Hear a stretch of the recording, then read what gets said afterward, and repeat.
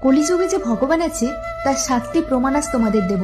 Number 1, Ganga জল। তোমরা লক্ষ্য করে দেখবে একটি প্লাস্টিকের বোতলে যদি গঙ্গা জল রাখা হয়, সেটা 1 বছর হোক 2 বছর হোক কিংবা যতদিন ইচ্ছা, তারপরেও দেখবে সেই জলটি নষ্ট হয় না, পচে না, শ্যাওলা পড়ে না। নাম্বার 2, অমরনাথ গুহা। অমরনাথে প্রত্যেক বছর নিজে নিজে বরফ থেকে শিবলিঙ্গ তৈরি হয়, আবার বরফে তৈরি সেই শিবলিঙ্গ একাই গলে যায়।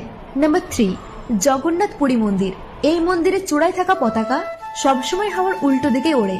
আজও বিজ্ঞানীদের কাছে এই বিষয়টি রহস্য হয়েই রয়েছে। নাম্বার 4, রামেশ্বরম পাথর।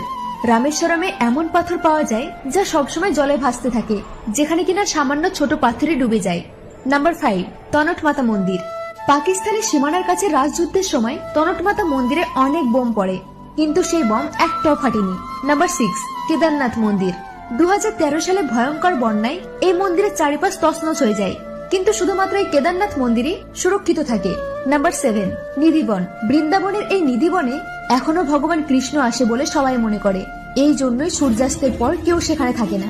তো এই 7টি স্থান বাদে আর যদি কোনো রহস্যময় স্থানের কথা তোমরা জেনে থাকো, তাহলে অবশ্যই কমেন্টে জানিও। টাটা।